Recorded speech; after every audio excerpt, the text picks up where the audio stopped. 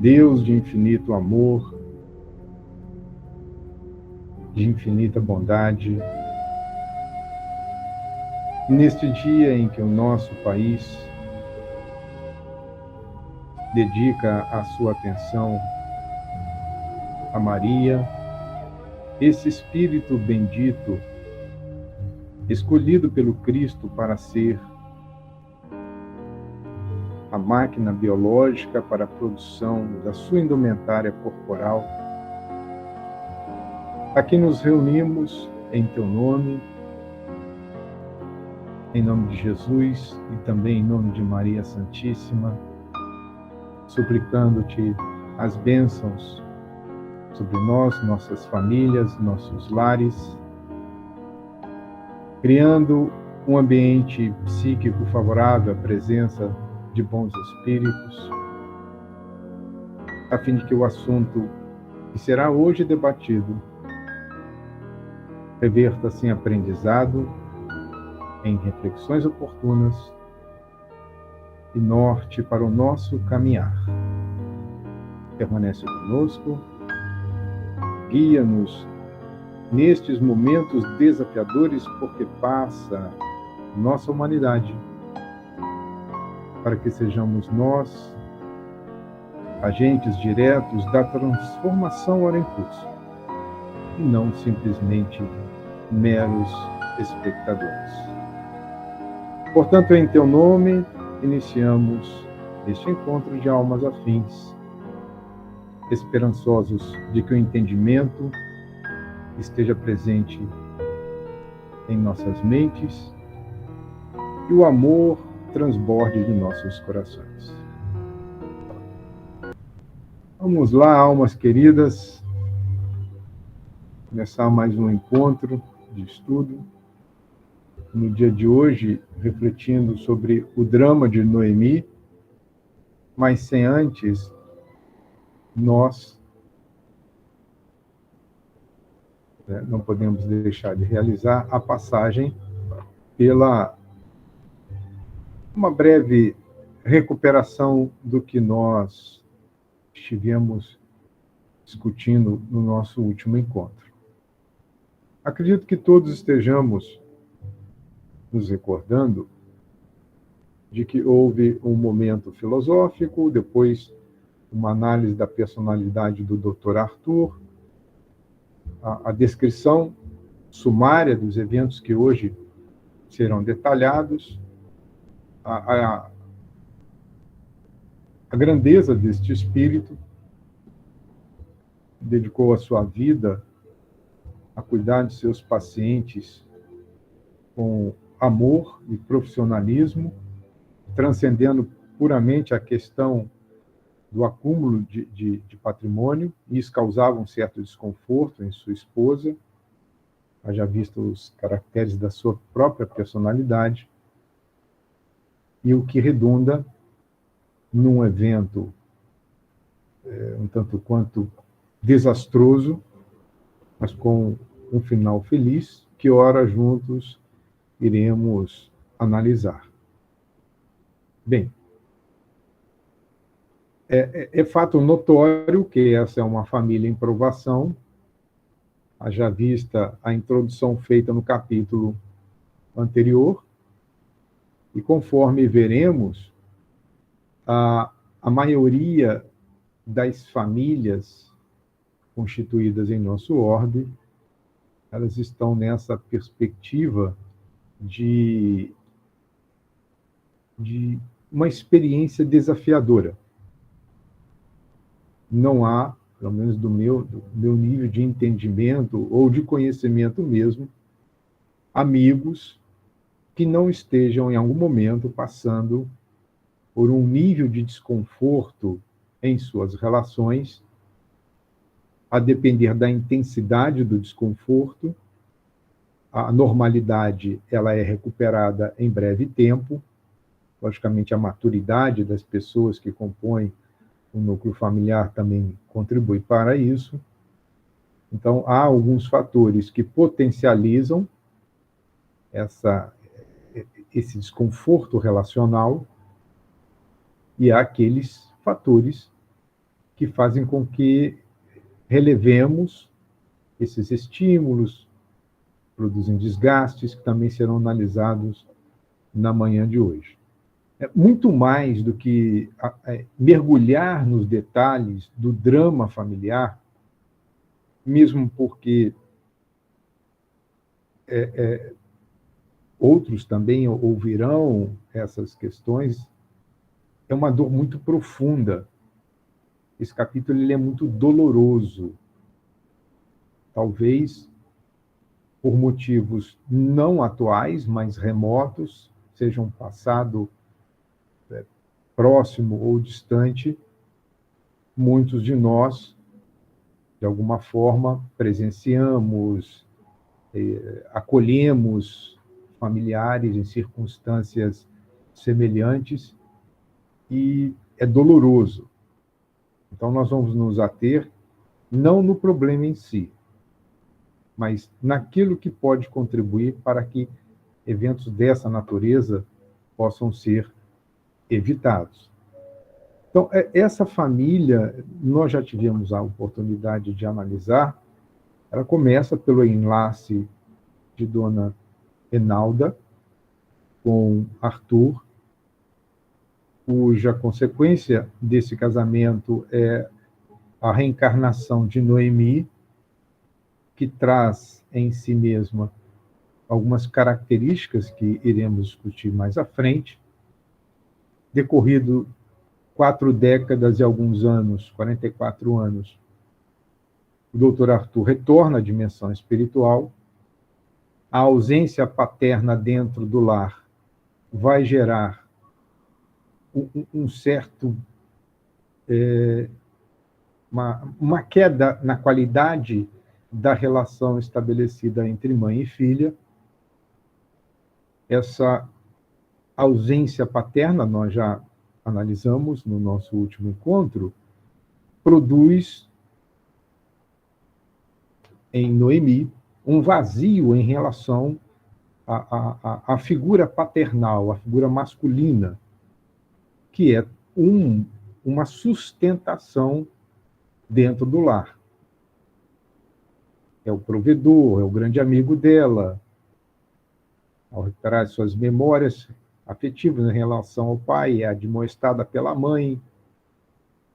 Então, no ambiente acadêmico, ela encontra um jovem, este jovem é acolhido por sua genitora, uma mulher com uma série de comprometimentos no campo da sexualidade atormentada, estimula um casamento sem que haja um afeto de profundidade entre os seres que se propõem ao matrimônio, e essa afetividade superficial vai gerar na jovem Noemi, em seu noivo, diversas dificuldades que veremos a seguir. Mas é interessante como uma mente ardilosa consegue construir estratégias para que terceiros, posteriormente, sejam utilizados como ferramentas que, uma vez empregadas no tempo devido, favorece essa mente desarticulada para a realização dos seus desejos. Então, são aquelas personalidades manipuladoras, vão conduzindo outras pessoas para que façam todo um movimento cujo objetivo não está na ajuda a quem é manipulada ou manipulado, mas sim o objetivo por de trás desse apoio, desse suporte, dessas ideias, é satisfazer os seus próprios objetivos. Então, o outro passa apenas a ser uma massa de manobra, e isso traz sofrimentos. Então, essa relação entre mãe e filha, nós vamos perceber, segundo nos é apresentado pelo próprio pai, a filha renasce sob o impositivo provacional. Então, o núcleo recebe esta filha porque ambos se compromissaram ou por um processo de comprometimento, no caso a mãe, e o pai num processo de suporte, a envidar esforços para o resgate deste ser. Só que a mãe, que traz do passado essas desavenças com sua filha, isso é um sinal para nós de que se no núcleo familiar nós tivermos aqueles indivíduos com os quais temos menos afinidade para com o outro, ali está sinalizado que junto a este devemos estar mais atentos e envidar os esforços necessários para que essa animosidade seja superada e este ser encaminhado devidamente no seu processo existencial. Agora, se todos os esforços foram empreendidos, e mesmo assim, o nosso filho ou aquele indivíduo que é trazido para a nossa guarda não aquecer as nossas orientações, aí tudo fica no campo do livre-arbítrio. Então, o outro passa a ser responsável pelas suas escolhas, mas os tutores, os pais, os responsáveis, se tudo fizeram para este suporte, a missão ela é considerada, de certa forma, muito bem cumprida. Então, a maternidade, no caso de Dona Enalda, era uma oportunidade de reconciliação, porque o amor materno ele deveria suplantar as diferenças do passado, assim como o amor paterno. O amor ele não tem, vamos dizer assim, expressão no gênero. O amor é o amor. O amor tem dimensões por onde este sentimento ele acaba se manifestando. E também tem intensidades. Então, a maternidade, para esta família, em especial mãe e filha, e muito mais com propriedade para a mãe, era uma oportunidade. Mas a mãe, caráter débil, ou seja, os caracteres formadores da personalidade desta senhora estavam centrados ainda, basicamente, numa experiência material, né, centrada nos sentidos físicos, é aquilo que Pietro Spensky vai chamar de consciência de sono, e sem sonos, porque sem sonho, é a consciência de sono sem sonhos, ou seja, não tem nenhum vislumbre, uma visão de futuro, de uma pessoa melhor, não, é centrada do estômago para baixo, além de uma mulher voluntariosa nos caprichos, ou seja, quanto mais, melhor, em se tratando de experiências sensoriais e de experiências de materiais, ou seja, a posse de coisas, o gozo que as experiências de toda a natureza é capaz de oferecer para o indivíduo. Mas há um recorte que eu me permito fazer neste momento, que diz respeito ao valor que nós atribuímos ao tempo. O Dr. Arthur vai dizer: Enalda não tem aprendido a valorizar o tempo que a vida lhe confere, trabalhando em favor da própria ascensão. Então, é uma reflexão que eu faço, às vezes, para mim mesmo. Como eu tenho utilizado o tempo que Deus está a me conferir, e neste tempo eu estou investindo na minha evolução. Porque muitas das vezes nós achamos que desenvolvendo um determinado trabalho, ele é algo que vai trazer resultados para o outro. Quando nós deveríamos primeiro pensar assim, qual é o proveito que eu posso tirar desta ação a partir do momento que eu consigo me enxergar como um ser que está apenas por breves momentos nesta forma, neste local, diante dessas pessoas. É por isso que eu me permito trazer, nesse primeiro recorte, uma citação de Eclesiastes, o capítulo 3, versículos 1 a 8. Há um momento para tudo e um tempo para todo propósito debaixo da terra. A ausência de propósito, que é a base sobre a qual nós construímos a nossa motivação, via de regra, conduz o indivíduo para um vazio existencial. E quando eu estou dentro de um vazio existencial, por ausência de informações a respeito do que sou, de quem sou, nós temos conhecimento, pela doutrina espírita, que somos espíritos. Então, o que somos, o Espiritismo responde. Agora, o quem somos parte de um processo que exige uma autoanálise primeiro e a busca do autoconhecimento. Quando eu faço esse movimento, eu vou identificando o meu propósito debaixo do céu. Então, há um momento para tudo e um tempo para todo propósito debaixo do céu. Isso me remonta a uma análise a respeito da filosofia grega, quando vai fazer, dentro da sua estrutura de construção do entendimento da vida,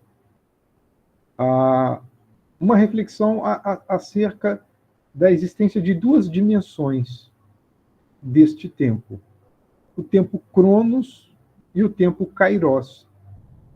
Veja que o tempo Cronos responde à perspectiva de Eclesiastes, porque é o tempo cronológico ou sequencial, que é aquele que se mede.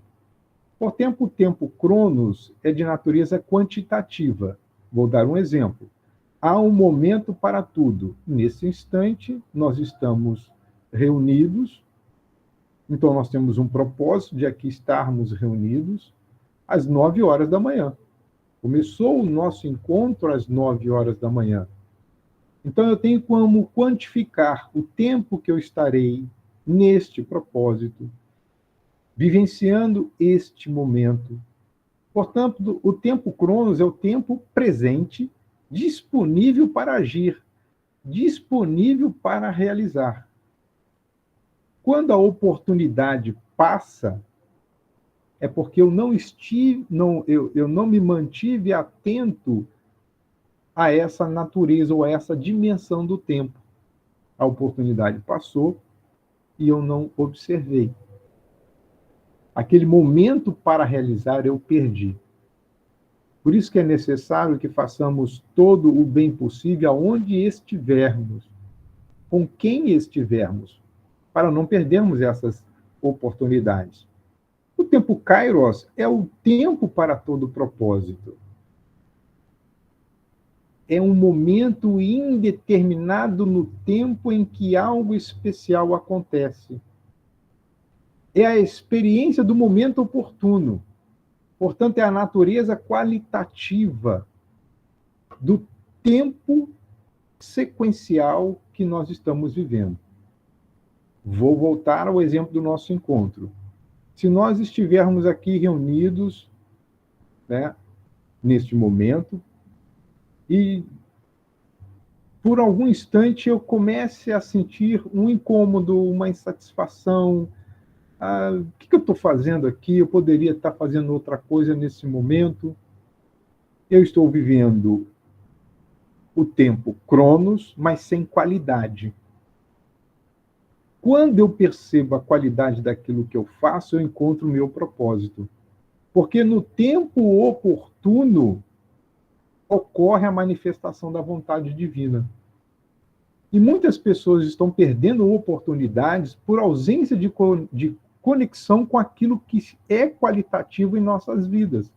Então, Deus manda um sinal na dimensão Kairos.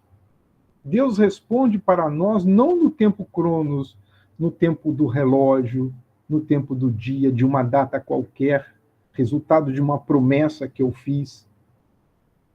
pode até ser que naquele momento em que eu me comprometi ou que eu esperava receber, mas se eu não estiver atento, a resposta divina vem e eu simplesmente não percebo. E aí eu vou fazendo promessas, mais promessas, na vã esperança de ser atendido, enquanto Deus já enviou a resposta em algum momento cronológico anterior, mas eu não estava atento à ocorrência especial daquele momento. Então, Enalda, ela vivia tão somente no tempo Cronos, centrada naquilo que ela poderia usufruir em dado momento. O tempo Kairos, que é o tempo da contemplação, de uma percepção mais profunda, para perceber a presença divina em nossas vidas, basicamente, não era levado em consideração, ou poderia até ser levado em consideração, já que eles tinham uma relação religiosa ou uma adesão a uma crença de natureza mais ortodoxa que passou a ser apenas o cumprimento de um preceito. Então, ir à igreja, ir ao centro, ir ao templo, se eu não buscar essa natureza qualitativa, por exemplo, uma doutrinária, em uma reunião mediúnica, se eu for um passista no ambiente, no atendimento fraterno, eu apenas estarei cumprindo com um compromisso. Então, eu tenho um comprometimento, eu vou, mas Jesus diz, não adianta um número excessivo de balbuciar de palavras, porque não serão pelo número de palavras que nós seremos ouvidos. E nem todo aquele que diz Senhor, Senhor, entrará no reino dos céus. Então, Enalda não estava ligada. E Emmanuel vai dizer assim, o tempo endereça às criaturas o seguinte aviso, em cada alvorecer, ou seja, cada dia que surge, certamente Deus te concederá outros dias e outras oportunidades de trabalho, mas faze agora todo o bem que puderes, porque dia igual ao de hoje só terás uma vez. Então, hoje é o melhor dia, este é o melhor momento. Então, vamos entender a dimensão kairos, ou seja, a vontade divina se fazendo em nossas vidas por meio deste momento. Então, o nosso anjo da guarda pode chegar, nos inspirar, a partir de um conteúdo que é apresentado, esclarecendo uma dúvida, consolando uma dificuldade, apontando um rumo. Essas pessoas que estão sem norte, elas estão em alguma dimensão na mesma perspectiva desta senhora Enalda. Portanto, Enalda continua ainda na descrição de Arthur pela pena, ou seja, pela construção de Filomena de Miranda, uma mulher imatura, no que tange a esses compromissos nobres, sonha com prazeres extenuantes. Não fica claro se a expressão sonhar de Enalda era a contemplação, a expectativa de realização de algo, ou seja, uma construção no campo da ideia, ou se é uma experiência resultante do sono, seja um sonho no estado de vigília ou um sonho em estado de sono. O importante é que a fixação, a ideação dela estava centrado nessa perspectiva de realização de prazeres que consomem o indivíduo. Então, imatura nesse sentido. E este sonho, ela gostaria de se entregar, ou seja, um futuro incerto. Ela tinha o desejo. E, olha, pouco se importando com as consequências, desde que ela usufruísse. Pouco se importando com as consequências. E sabemos que a semeadura é livre, mas a colheita, ela sempre será obrigatória. Esse é o primeiro, vamos dizer assim, primeira chamada de atenção. O que é que estamos desejando? Porque aquilo que eu desejo no campo mental, Jesus não fala sobre o pecado, é em pensamento. Aquilo que adulteramos já no próprio pensamento. Então, a minha inconformidade começa no ato de pensar. É a construção, é a ideação. E a depender da intensidade, da frequência, essa ideação gera formas, pensamentos. Essas formas, pensamento podem ganhar uma vida aparente, vida aqui entre aspas, viu, gente? E gravita no entorno do indivíduo, e por vezes está tão carregada de sentimentos e emoções que assume a perspectiva de uma personalidade com a qual eu travo diálogos, eu discuto. Então já começa a passar de uma ideação para uma espécie de transtorno. E a depender da intensidade, o indivíduo vai consorciar a esta forma pensamento seres da dimensão extrafísica e vão passar a alimentar ou se alimentar dessas formas que construímos. Nós vamos perceber, portanto, as fragilidades de Enalda e de Noemi. Enalda, como disse, né, a ausência de compromissos nobres, a busca por prazeres, tudo isso é aliada a uma formação religiosa de superfície. O indivíduo vai cumprir o compromisso religioso e acha que isso é suficiente para obter, uma vez mais usando as aspas, uma determinada salvação ou uma vida futura que seja plena em bem-aventuranças. Já Noemi, uma frágil estrutura espiritual, resultado de um forte complexo de culpa. Eu fiquei refletindo sobre esse complexo de culpa e no livro Momentos de Consciência, Joana de Anjos vai trazer 2 capítulos, um que fala sobre conflitos, outro que fala sobre culpa, de forma muito resumida, lógico, o tempo não nos possibilita tratar dessa perspectiva. A questão da culpa, ela vai surgir como uma forma de catarse necessária para a libertação de conflitos. Portanto, quando nós começamos a manifestar esse sentimento de culpa, significa que um conflito existe, resultado de algo que eu construí ou desconstruí, afastado da perspectiva de um cumprimento das leis divinas.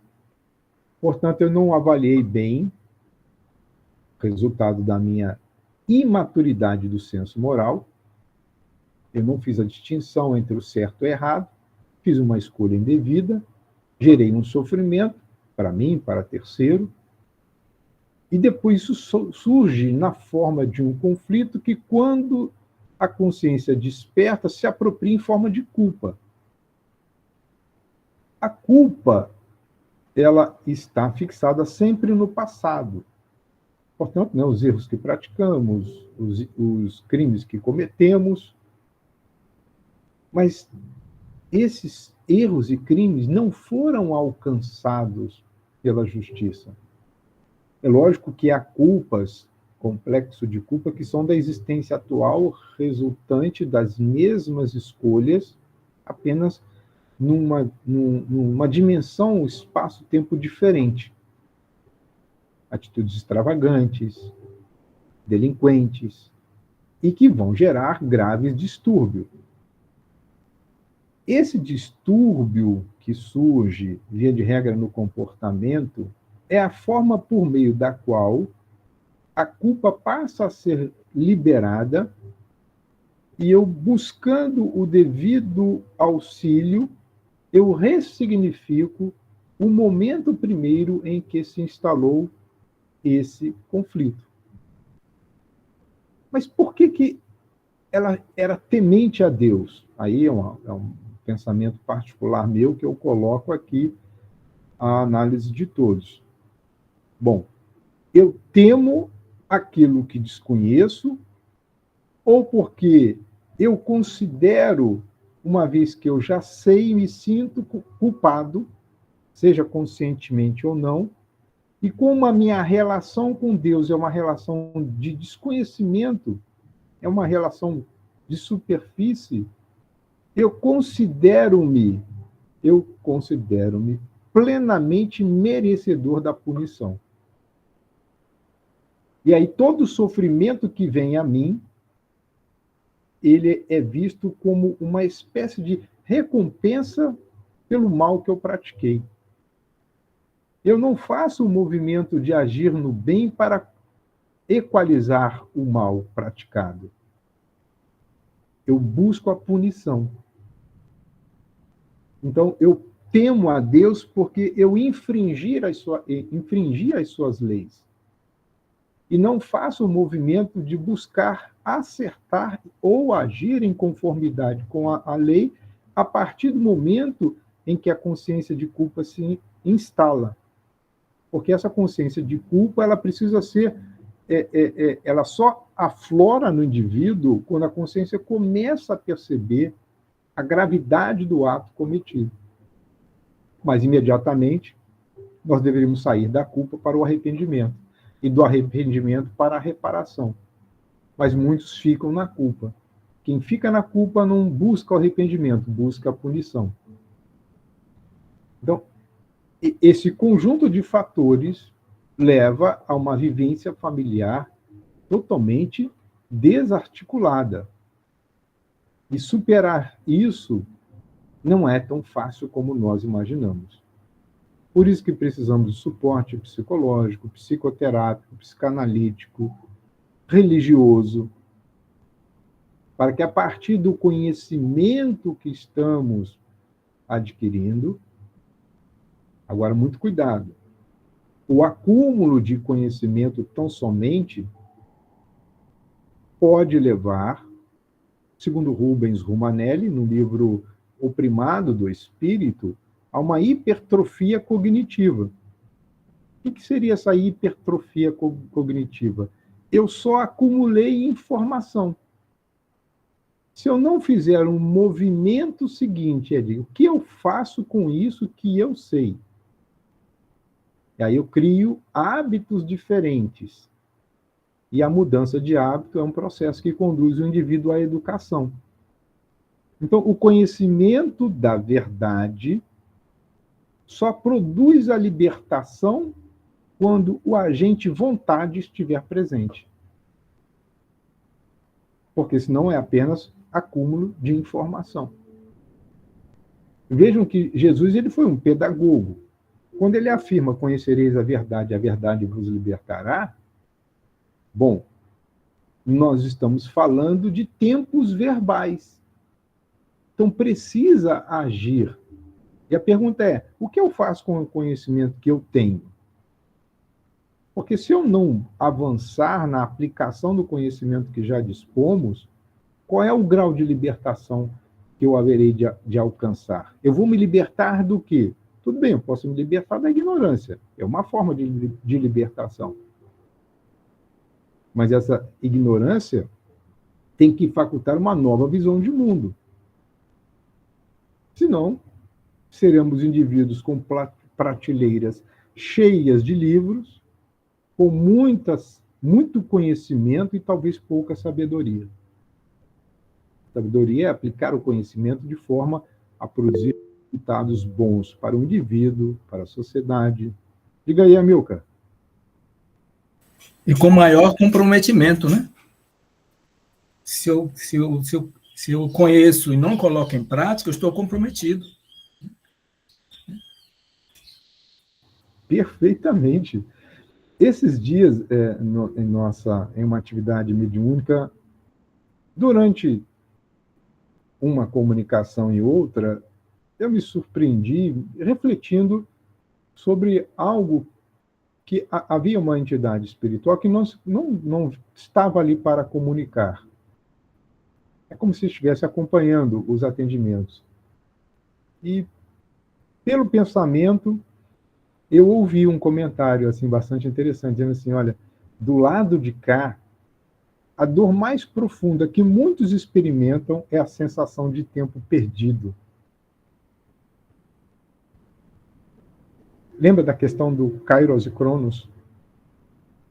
O tempo Cronos define os momentos, mas a qualidade do momento que o indivíduo pode ver é definido pela perspectiva de entendimento da vontade divina. E a vontade divina, por vezes, quer que nós realizemos algo naquele momento, ou seja, naquele instante quantitativo. E por um desleixo, desatenção, ou uma má vontade mesmo, a gente perde a oportunidade. Então, essa sensação de tempo perdido traz um sofrimento. E depois nós vamos mergulhar num conflito. Poxa, eu deveria ter feito, não fiz. A minha inação produziu, olha, porque o não fazer o bem já é um mal. O não fazer o bem já é um mal em si mesmo. E às vezes alguém vai sofrer porque eu não fiz. Eu não fiz o mal diretamente, mas eu fiz o mal porque eu poderia ter ajudado e não o fiz porque escolhi não fazer. E a vontade divina naquele momento é assim, olha, fulano precisa de você. Por uma desatenção, nós não oferecemos o suporte que era esperado, né? Então, vejam o quanto de desafio nós temos. Aí dá para perceber a relação dessa família, né? Martins Peralva, ele faz um estudo muito interessante sobre os tipos de casamento. E a primeira reflexão, mais uma janela de oportunidade, né? Aproveitando esse capítulo, nós vamos trazer aqui os tipos de casamento. Existem os casamentos que são afins, né? Porque almas reencarnam na condição de simpatia profunda, com verdadeira afeição da alma, e essas criaturas, ao unir-se, estabelecem uma meta em comum. São poucos comuns na Terra casamentos dessa natureza. Mas há os casamentos transcendentais. São os casamentos realizados entre almas afins, portanto, entre almas enobrecidas, e o casal, ele trabalha em obras de grande valor para a humanidade. Então, agora, além de ser um casamento de almas afins, se transforma em transcendental porque aquela afinidade é combustível para a ação cujo resultado impacta na sociedade. Na grande sociedade, que constitui uma cidade, que transcende para o Estado. Às vezes, quem não quer um casamento assim, né? Numa próxima encarnação, vamos fazer por merecer, porque nessa, a maioria de nós estamos aqui, ó, nos casamentos provacionais. São almas mutuamente comprometidas. A finalidade dessas uniões é a pacificação das consciências, né, ante erros graves que um ou outro ou ambos cometeram no passado, mas a convivência simultânea acaba favorecendo o desenvolvimento de valores. São os mais comuns. São os mais comuns. Mas existem também os sacrificiais. É quando uma alma mais elevada se junta à outra para fazer com que aquela que está num grau de evolução de consciência inferior consiga alcançar o momento existencial ou consciencial daquele que reencarna por sacrifício. Quanto amor, né, em determinadas uniões. Mas há aqueles acidentais que não foram programados no mundo espiritual. É o caso da jovem Noemi, que foi como que empurrada por sua mãe para estabelecer uma união, porque a mãe via naquela união algum objetivo. Embora, acredito eu, no primeiro momento, essas ocorrências dolorosas que testemunhamos neste estudo de hoje, elas não tenham necessariamente sendo apresentadas de forma clara. Então, esses casamentos acidentais trazem inúmeros sofrimentos. Vejam que muitos buscam uma união pelo impacto físico, ou seja, aquela beleza, aquela forma exuberante que um causa em outro. Então, se eu estou buscando uma união pautada numa aparência física, os objetivos, essa busca não tem raiz numa afetividade sincera, a chance de sucesso é muito pequena. Há outros interesses que fazem com que pessoas constituam, vamos dizer assim, relações matrimoniais. E a coisa está tão complicada hoje. Estava lendo um artigo sobre esses novos arranjos familiares. Já tem, por conta de alguns entendimentos jurídicos que causam-nos estranheza e preocupação, pessoas possuidoras de recurso que já na fase de namoro já estão assinando um contrato. Porque namoros prolongados, existem pessoas que estão afirmando que um namoro prolongado cria uma expectativa de uma união estável que só não foi constituída por um detalhe de assinatura de um termo cartorial de natureza qualquer, e se acha no direito depois de expropriar o indivíduo, seja lá ele qual for, de pertences para prover uma indenização para a parte que se acha preocupada com o fim daquele relacionamento. Isso tudo é resultado da qualidade dos espíritos que estão encarnados no planeta Terra. Porque se nós tivéssemos espíritos com um nível consciencial mais elevado, essas questões de unir-se e separar-se seriam compreendidas de uma outra forma.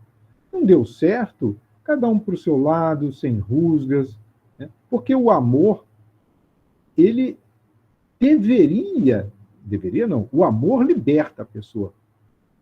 Quem afirma, eu matei por amor, não, você matou por outros motivos. Eu mantenho cativo em casa, não é por amor. Há algo acontecendo aí que o indivíduo se apropria da palavra amor para justificar a sua ação.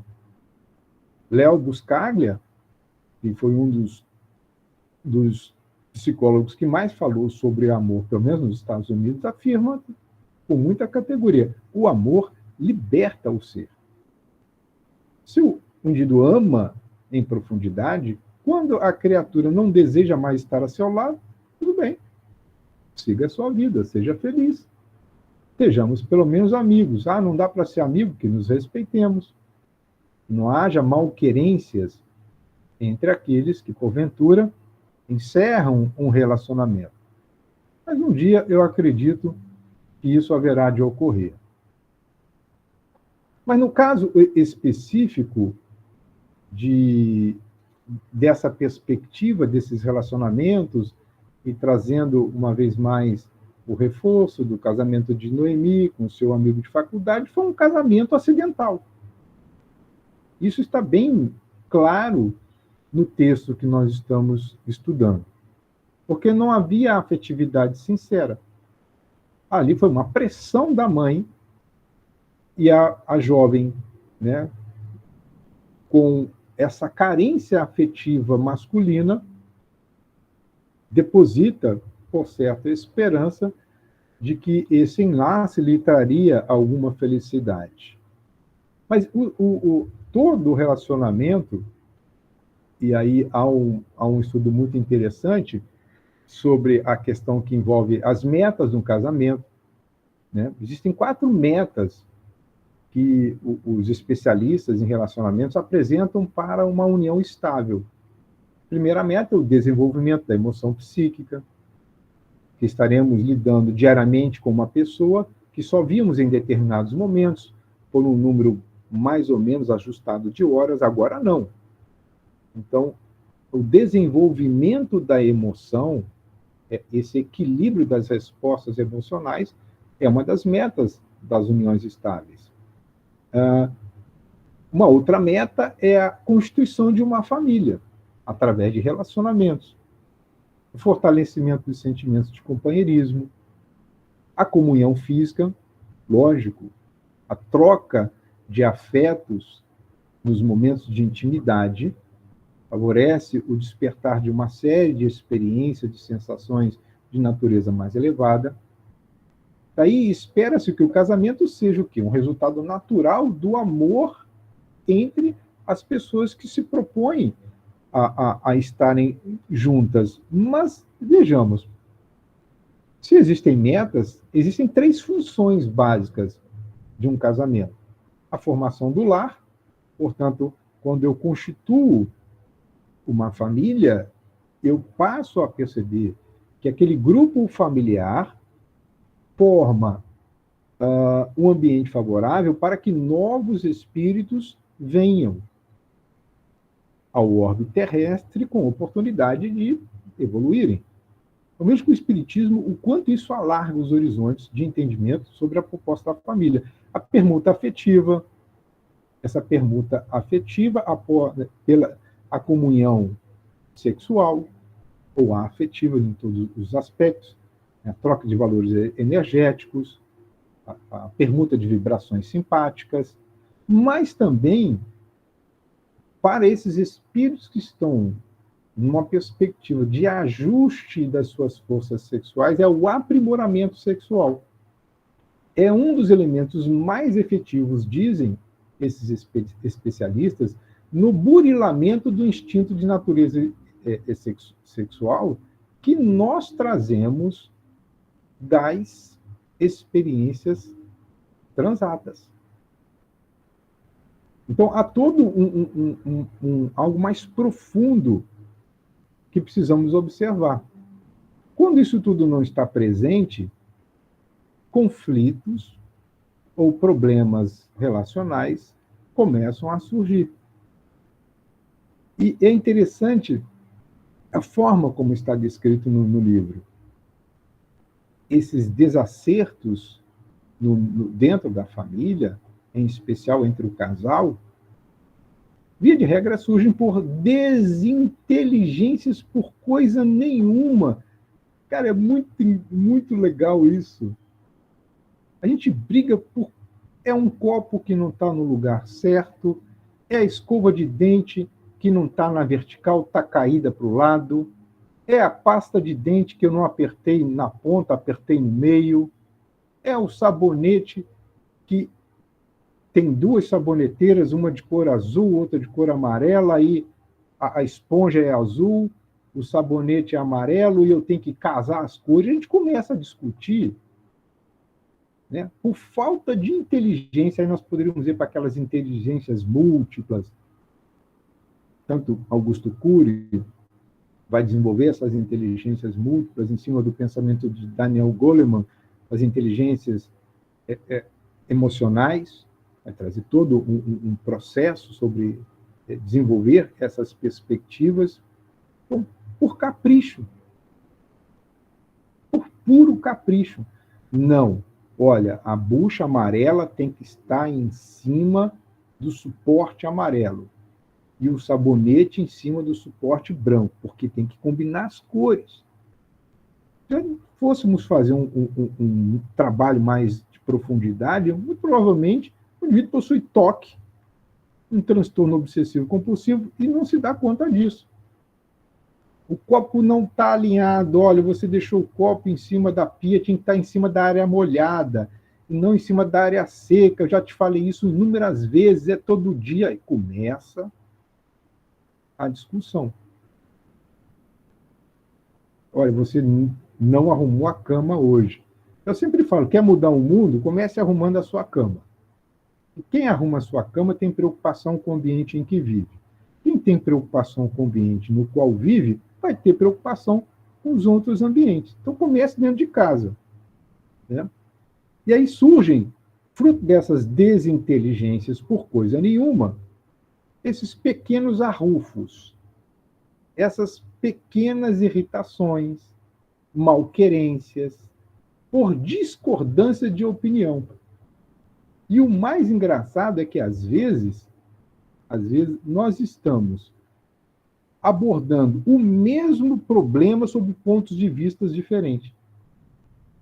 Se nós ajustarmos a atenção, perceberemos que estamos falando a mesma coisa, mas de forma diferente. Mas porque não temos uma inteligência ou um controle emocional, essas discordâncias de opinião geram atritos desnecessários. Há uma palavra muito pouco usual, eu, por exemplo, não conhecia, chamada remox. Eu fui ver o dicionário, é lógico, né? Que eu nunca tinha sequer ouvido falar dessa expressão. E remox significa insinuação maliciosa, zombaria, com um quê de maledicência ou não.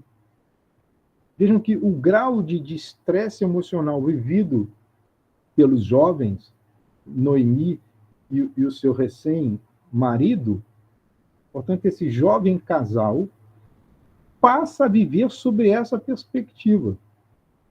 Então, tanto um quanto o outro assim se comportaram. E esse comportamento tornou-se habitual. E eram passíveis de superação. Mas tinha a mãe que fomentava por detrás, sustentava e dava apoio a quem? Não a sua filha. Aliás, ela não deveria sustentar nenhum dos dois, deveria entrar como mediadora do conflito. E não apoiar A em detrimento de B, somente nos casos que assim fossem necessários. Mas ela apoia o marido de sua filha porque, em relação a ele, passa a nutrir uma espécie de encantamento, de fascínios. Então, esses nubentes, quando imaturos ou levianos, ambos eram imaturos e um era leviano, além de tudo. Migraram para problemas de dimensão maior, portanto, de maior gravidade. Esse era o ambiente, vamos dizer assim, um ambiente familiar em que conviviam esses três personagens. O terceiro recorte é de um modo assim, muito superficial, apresentar algumas perspectivas para que nós entendamos a diferença entre prazer, saciedade e satisfação. E o porquê isso interfere tanto no processo de evolução espiritual de cada um de nós. E também fazendo uma análise, reforço, muito superficial para tentar entender o psiquismo de Enalda. Bom, o prazer, via de regra, é sempre biológico. Tá? O prazer é uma necessidade orgânica atendida. Está com sede? Bebeu água? Bebeu água. No limite, na quantidade certa. Olha, eu estou atendido na minha necessidade biológica, vou experimentar prazer. Está com fome? Comeu? Ótimo. Surge um desejo de natureza sexual. Você tem uma relação estável, ali você vai experimentar uma série de permutas hormonais, energéticas, afetivas, que vai produzir uma resposta orgânica entendida como prazer. Mas o prazer é sempre de curto prazo. E não acrescenta complexidade ao self. Isso é o mais importante. Por que isso? A gente vai entender. Já a saciedade ainda está no campo biológico, porque é a regulação do organismo em relação ao que eu estou fazendo para buscar o prazer. Então, uma sensação de plenitude orgânica após atendida uma necessidade biológica. Experimenta tomar 1 litro d'água. O seu estômago vai ficar abarrotado, e se você tiver um estômago menor, você pode correr o risco de produzir vômito, porque o organismo vai fazer uma leitura de que entrou muito mais do que poderia ser assimilado e vai expulsar.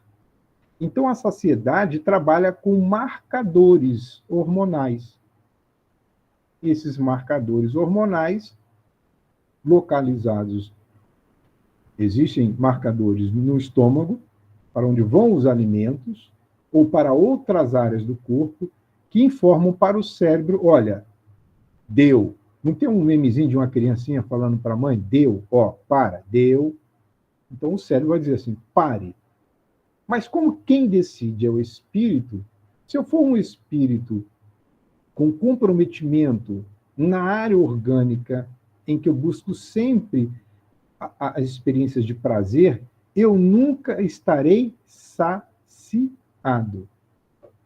E aí eu vou mergulhar, por exemplo, na glutomania, ou no movimento inverso da anorexia, ou eu vou mergulhar, por exemplo, nas viciações de natureza sexual. Então, os vícios físicos são decorrência desses reguladores que não estão funcionando de forma adequada ou não estão sendo interpretados pelo cérebro conforme se esperava.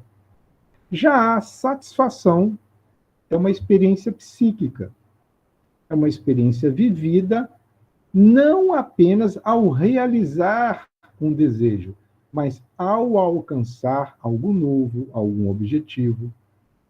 Portanto, quando o prazer biológico se manifesta e ele migra para o campo psíquico, ele agora recebe o nome de satisfação. Existem, por exemplo, pessoas que podem ir a por exemplo, um restaurante.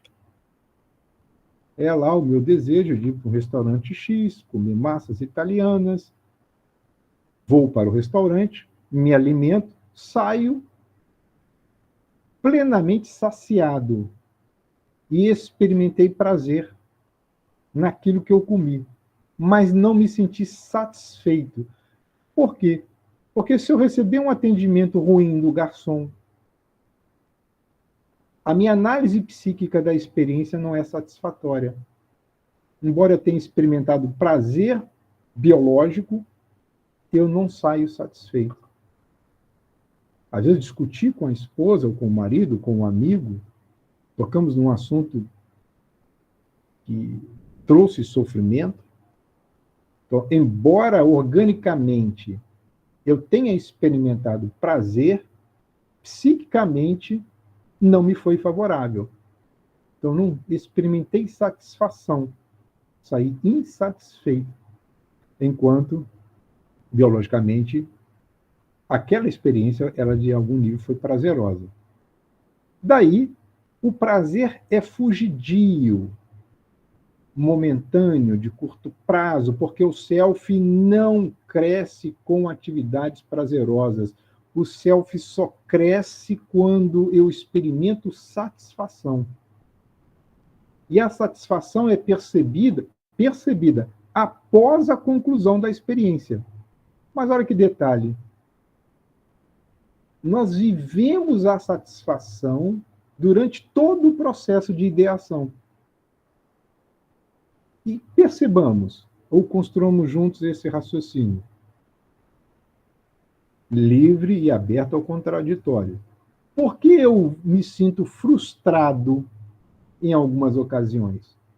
Porque o que eu esperava obter ao final daquela experiência não foi alcançado, em que pese ter sentido prazer.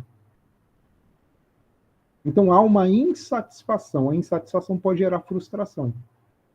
Se o prazer não foi alcançado, portanto, eu não tive satisfação, eu vou experimentar uma frustração. Se o prazer foi alcançado, biologicamente falando, mas eu não consegui experimentar, eu construí toda uma expectativa que não foi satisfeita. Pode ser que eu não tenha uma frustração, mas eu não saio satisfeito.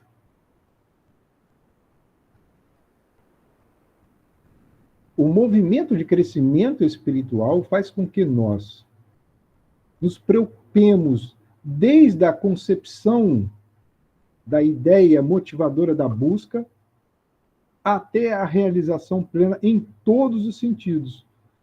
Vejam que a gente vai ficando mais seletivo na busca do prazer. Ele vai se deslocando das experiências puramente de natureza material e tendem a caminhar para aquelas experiências prazerosas de natureza espiritual. Quando eu vivencio o prazer, biologicamente falando, e aquela experiência biológica transcende para o psiquismo de natureza mais elevada, essa experiência traz crescimento para o self. Mas se eu for um indivíduo centrado apenas no gozo e um psiquismo pouco evoluído, aquela satisfação também, da mesma forma, pelo circuito de recompensa no cérebro, vai fazer com que eu repita. Mas não centrada na satisfação, mas centrada no prazer. Porque o prazer é orgânico, é intenso. A satisfação é mais de longo prazo. Aí eu tendo a deslocar essa experiência de satisfação só para o campo do prazer. Daí, em alguns dicionários, nós encontrarmos prazer como sinônimo de satisfação. Mas nem sempre o que é prazeroso pode, no final da experiência, nos trazer uma sensação plena de satisfação. Dentro desse contexto, a gente volta para a história deste capítulo, né, a presença da obsessão. Né?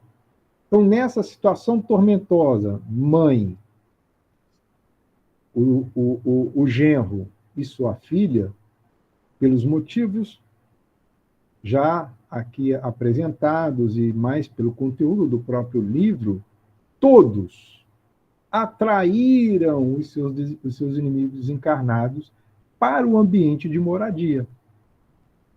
E todos passaram a sofrer o processo de indução obsessiva.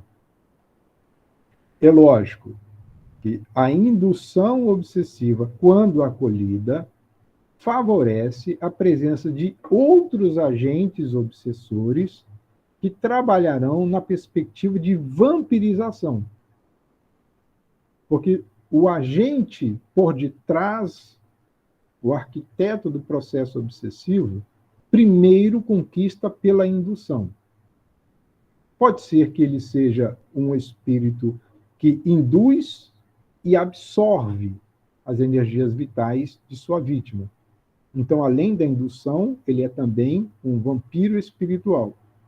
Mas existem os mais ardilosos que criam a armadilha, uma vez caída pelo indivíduo, dali para frente ele cede aquele espaço para que outros espíritos no ambiente psíquico ou do ambiente psíquico produzido possam, por sua vez, participar, infligindo maior soma de sofrimento. Para nós, agora, para nós não, para aqueles que desempenham o papel de dialogador, esse recorte, que todos já conhecemos, é importante, quando Filomeno nos diz que todo obsessor, por mais insensível e cruel que seja, é somente alguém doente, que se viu traído e não tem sabido ou querido superar a condição de dor a que foi arrojado. Então, todo agente obsessor é alguém que sofre. Ou não foi apresentado para ele as alternativas para que ele transcenda a sua dor, ou ele ainda não quis superar aquela dor a qual ele foi arrojado. Enquanto, portanto, não surgir, não luzir o perdão na antiga vítima e a transformação moral do infrator, a problemática vai prosseguir, mudando apenas de forma ou de atitude de quem persegue e de quem é perseguido. Não há outra alternativa nos processos obsessivos, senão, primeiro, o perdão, que pode começar por quem sofreu, está no mundo espiritual, na condição de vítima, que é esclarecido pelos dialogadores nas reuniões mediúnicas, mas se aquele que fez sofrer não realiza, por sua vez, a transformação moral que é esperada e necessária, outros substituirão. Porque perceberão naquele deslocamento do agente obsessor inicial uma oportunidade para que outros venham ali substituir. Porque, via de regra, o sofrimento que eu causo a uma pessoa pode impactar em uma família, em um grupo de amigos. E aí os vingadores se substituem uns aos outros, uma espécie de sociedade constituída para fazer honrar a memória daquele que sofreu. Então não basta ir na casa espírita, tomar N passes, afastar o obsessor, se o indivíduo não muda. Aí o processo obsessivo vai se alterar na forma ou na atitude do agente que passa a comandar esse nível de sofrimento. E é interessante nós observarmos, dentro desse capítulo, que há duas ações distintas. Há um momento de inspiração que o pai tenta realizar sobre a sua filha, a fim de resgatar o casamento, de evitar o mal maior, mas a filha já estava, de certa forma, com uma ideação, num primeiro momento, de vingança. Só que essa vingança não estava clara.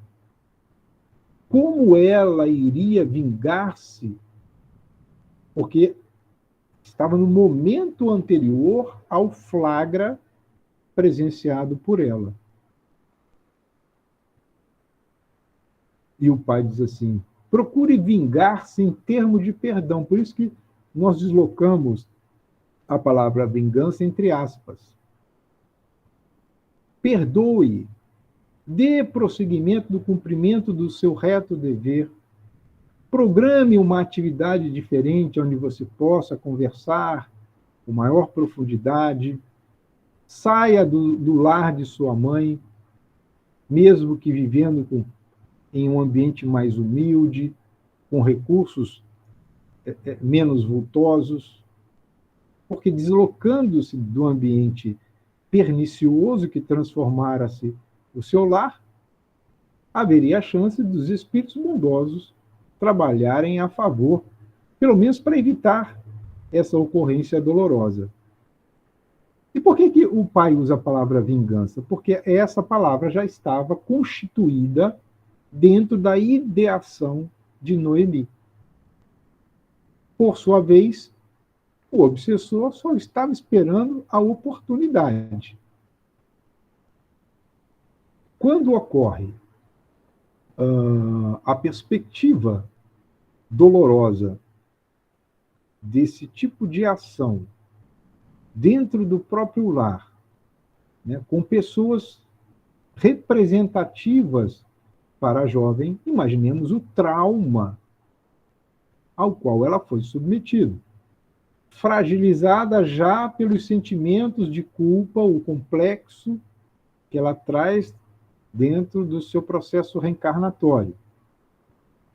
A ausência do suporte paternal, em que pese ela ter sonhado, porque destituída de um conhecimento mais profundo a respeito da religião, do que efetivamente acontece durante o sono, a forma de vingança escolhida foi a automutilação, que intentava o suicídio. Por que isso? Se ela viesse a óbito, ela transferiria a culpa para o casal, agora constituído por mãe e o seu genro, o seu marido, genro de sua mãe, o marido dela. Vocês são o culpado por isso. Eu morro porque vocês me traíram. Então vocês são o culpado. Mas vejam como todo espírito que induz o suicídio, ele é ardiloso. Sem a imposição mental do perseguidor. Portanto, ele insufla a menina, se mate, acabe logo com isso. Eles serão culpados quando ela acolhe o pensamento e toma a decisão. O que ele faz? Ele se afasta. Se afasta para que a decisão seja dela.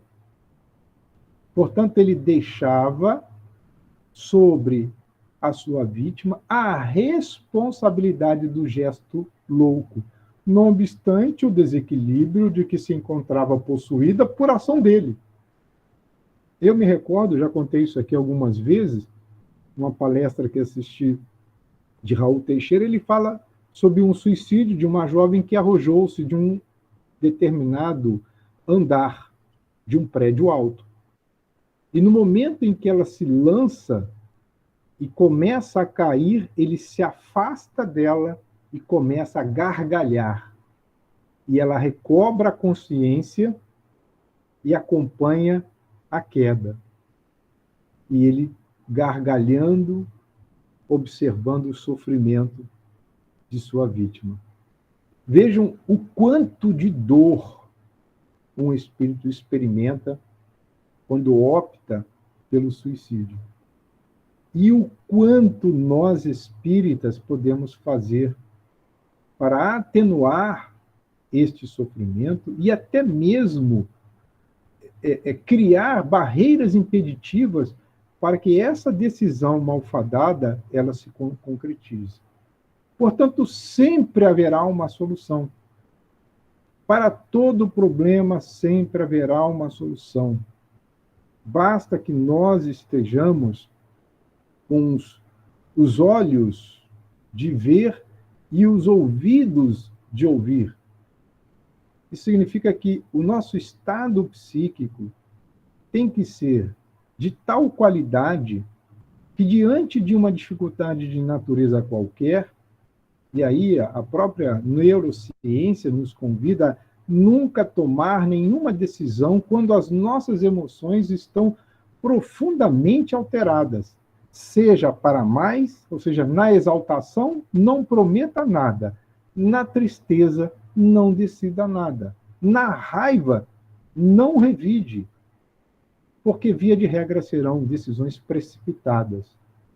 É preciso centrar-se, recuperar o equilíbrio, e, enquanto religiosos que somos, recorrer à prece, esse repositório infinito de bênçãos, de sugestões, de orientações, de diretivas, que farão com que, se não no ato contínuo, a dor experimentada, no momento oportuno, a resposta e a ajuda virá.